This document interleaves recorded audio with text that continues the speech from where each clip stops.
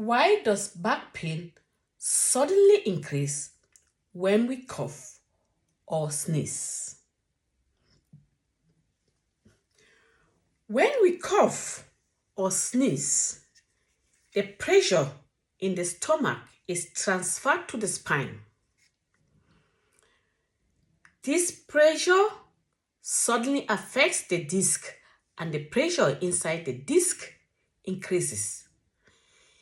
If this disc is already irritated or herniated, it can further add irritation to the nerve root, and this is why there is sudden pain or more pain on your back.